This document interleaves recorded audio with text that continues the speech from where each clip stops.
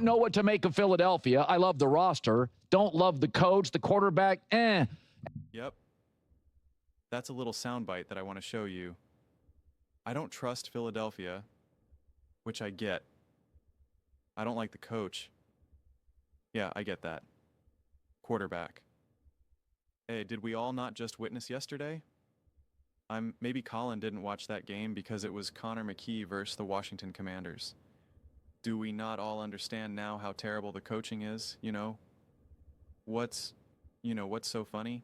Because this clip as a whole is praising Caleb Williams and Ben Johnson together, and what Ben Johnson was able to do for Caleb, and what Caleb was able to do with Ben Johnson. Thus further confirming the importance of coaching. I just need to understand. I need to understand why Jalen Hurts doesn't get that benefit of the doubt.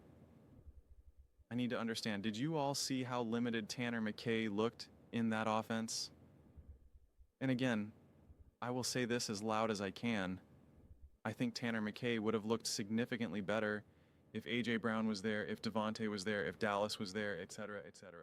No question about it, no question about it, but you could see that he's not in a position to put some band-aids on the boo-boos of the Philadelphia Eagles where Jalen Hurts has been able to do his best to do so, and I still believe that Tanner McKee could have a lot of success in the NFL. I really do. But regardless of that, the G that game highlighted and showed and emphasized, and I did a whole deep dive on it. I posted the video with Chris Sims being like, I feel bad for Kevin Pulo, and I was like, oh, do you? And I go through passing charts and all this type of stuff, so check out that video. It's already posted. I'm not going to do that here. I'm not going to repeat that video. But it is just so glaringly obvious how terrible the game management, the play calling, the game plan, etc. really, truly is the fact that they didn't even know how to navigate this very specific situation of, hey, you know what? We have a quarterback that hasn't played in the NFL very much. He's with all backups. Let's be smart and strategic, how we call this game. And they were like, no, let's just have Tyler McKee just let it rip. 30 yards down the field, 20 yards down the field. Just do it, do it. The run game's going really well. I don't care. Just throw it, let it rip. Dang. Bisbee's looking great. He seems like he's getting it for him. Nope. Don't care. You don't want him to touch the ball at all? Nope. You want Tyler McKee throwing to Britton CVY right now? Yes. That is what I want. That is what the people want. That is why the people cheer my name in the streets. It's just embarrassing. And it's actually a small tragedy right now for Philadelphia.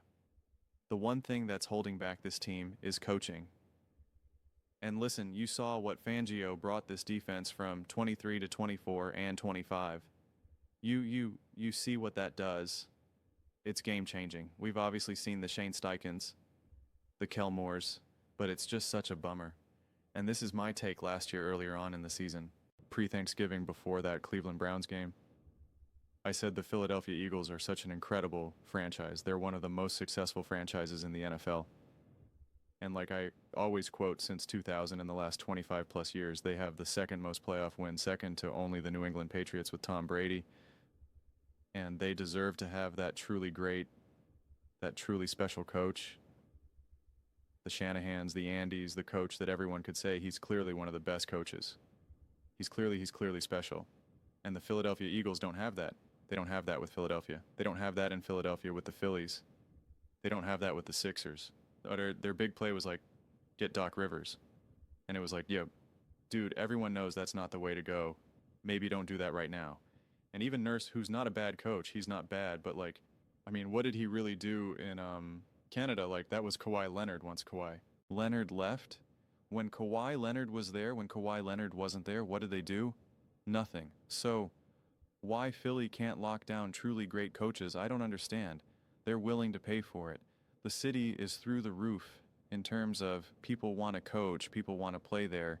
But if the Philadelphia Eagles don't win the Super Bowl this year, it will be one of the biggest missed opportunities you could ever imagine. You could ever imagine, because from my viewpoint, it would be on square on the shoulders of coaching and watching both Nixie and Kevin Patullo manage that game, because someone said, oh, you want to judge the game with the backups? Be my guest. It's yes. Yes. That's actually a great way to see the quality of coaching staff when you see how you look with backups in there. When you see how you look with backup quarterbacks, when you see the play calling in that way, yes, absolutely. Absolutely, that's how it works. That's why people praise Shanahan. That's why they praise McVay. That's why they praise Andy Reid. Doesn't mean you're always going to win in those situations. Doesn't mean you're always going to look great. Because I'm sure some people like, what did Andy Reid look like? Blah, blah, blah. And it's like, can you close your mouth, buddy? You're drooling all over the place. Know what you're talking about before you spit that nonsense out.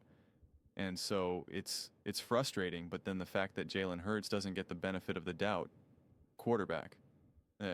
Oh, you mean the quarterback that's been literally doing like the Lord's work with this Eagles team right now from a coaching perspective? Are you serious? Like, are we serious right now? How many times did we watch that? How many times when watching that game yesterday were you like, oh man, Jalen Hurts makes that throw. Oh man, Jalen Hurts would have just ran here and picked up the first down. How many times did you say that to yourself? A lot. And Tyler McKee probably made a couple throws that you'd like, yeah, Jay Hurts probably wouldn't have thrown that ball. And that's okay. They're different players. And that is where some of the excitement comes with a Tatter McKee, where you're like, okay, the offense would look different. But boy, did he look limited. When he was not protected, you were kind of like, oh man. So this is what it really looks like to not have a MO, because the Eagles haven't really had that in a long time. I mean, they obviously had the run with Nick Foss, but like that was just, 2 immediate playoffs. Outside of that, Carson, Jalen, I guess you had the other guy that got banged up a lot with Chip Kelly. I forget that guy's name. The guy who made like $1 gajillion and he didn't play a lot. I forget his name. Had a weird throwing mechanics.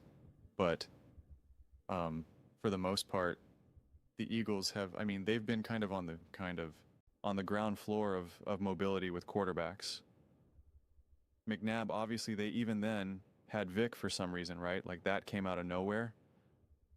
So they've always been about that, and Nick Foss is probably the quarterback that has had the most success, if memory serves me correctly, obviously all besides winning the Super Bowl, just in general, in terms of like, I'm a pocket quarterback, like I don't have the best mobility, I actually look kind of weird when I move around.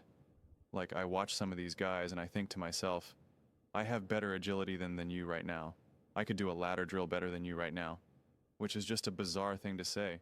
You got me beat with arm talent for sure, but like, why do I feel like I can avoid a sack better than you? That makes me uncomfortable. I don't feel that way when I watch Jalen, and it hurts. That's for sure. But just being even right now in this moment, be like the quarterback E. Look around the league. Look around the league. Tell me all the quarterbacks that elevate in the most important and biggest moments right now. There's not many of them. There is not many of them. But better believe that Jalen Hurts is one of them. I'm not even going to name names. Not going to trigger fan bases all across the world. But put some respect on Jalen Hurts, man. Put some respect on Jalen Hurts considering what he's doing. You can give them the most stacked roster. If you're out there coaching and calling plays, they're not going to look very good. Game management, play calling, etc. It's everything.